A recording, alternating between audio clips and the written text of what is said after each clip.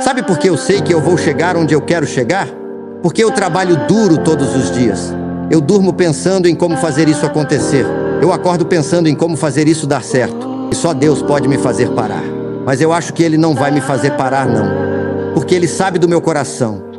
Ele sabe das minhas intenções, da minha verdade, do meu propósito.